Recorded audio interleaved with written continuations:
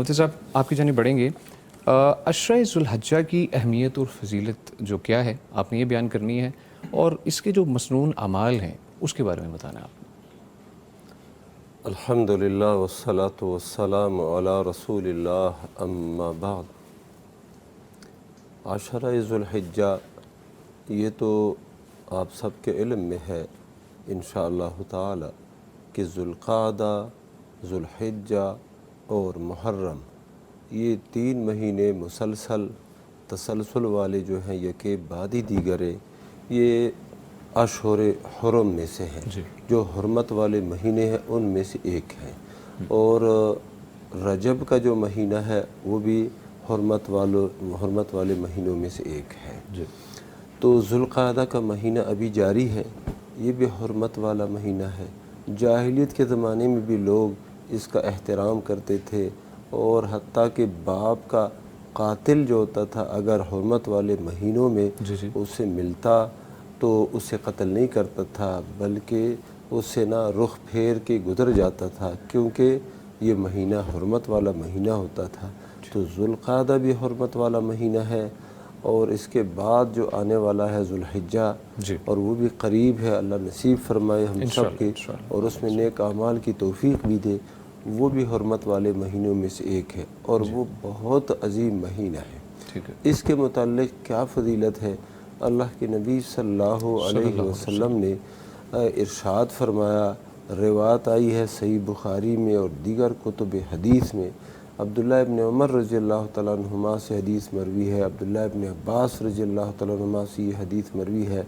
آپ نے فرمایا ما من ایام العمل الصالح فیہن احب الی اللہ من ہذہ الایام العشر، کہ اور کوئی ایسے ایام اور دن ہے نہیں جن میں عمل صالح اللہ سبحانہ وتعالیٰ کو زیادہ محبوب ہو ان دنوں سے.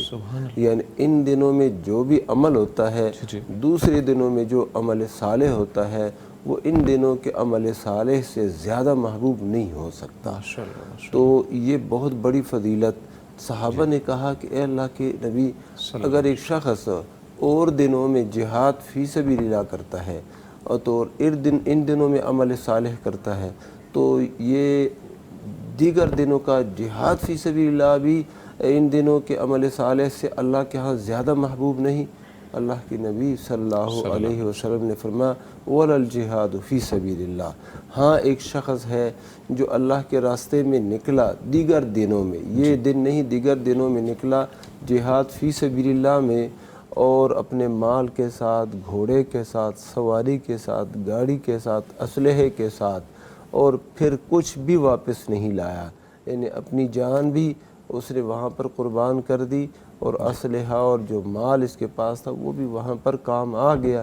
تو یہ اس کا جو عمل ہے وہ غیر ذوالحجہ میں ہو رہا ہے، وہ اللہ کے ہاں ان دنوں کے عمل صالح کے برابر ہو سکتا ہے. تو یہ اس کی اتنی زیادہ فضیلت ہے.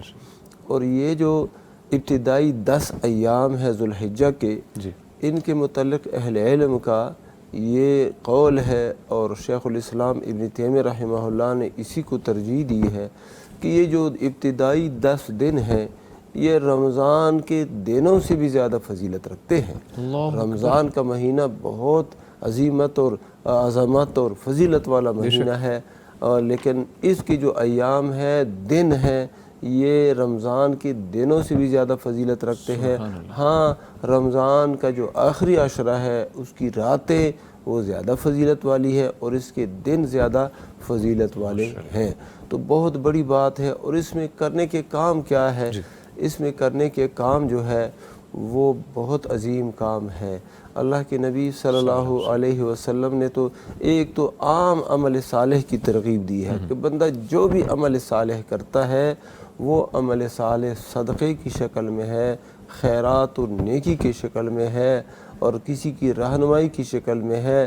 حتیٰ کہ مسجد کی صفائی ہے وغیرہ جو بھی عمل صالح ہے اس کی تو فضیلت ہے ہی ہے، لیکن خاص اعمال بھی اللہ کے نبی صلی اللہ علیہ وسلم نے سر انجام دیے ہیں۔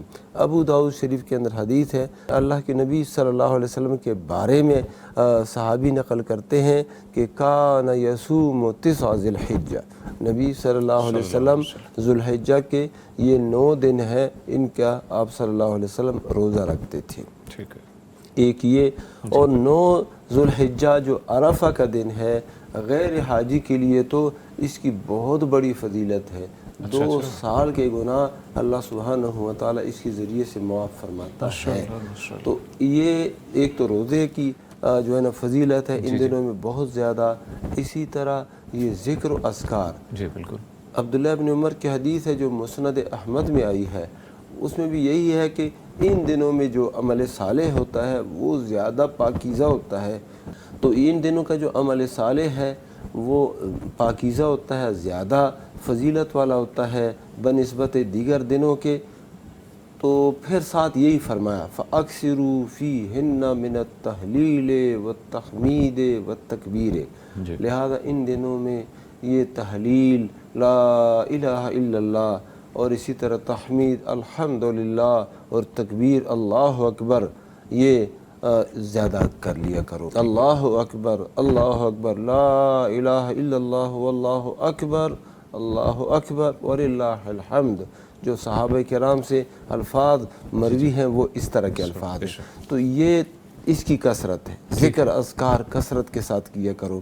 اور اسی طرح ان 10 دنوں میں ایک تو قربانی کا جو عمل ہے جی بالکل، وہ بھی 10 ذو الحجہ وہ انہی 10 دنوں میں شامل ہے، ایک عظیم عمل جو سیدنا ابراہیم علیہ السلام کا عمل ہے،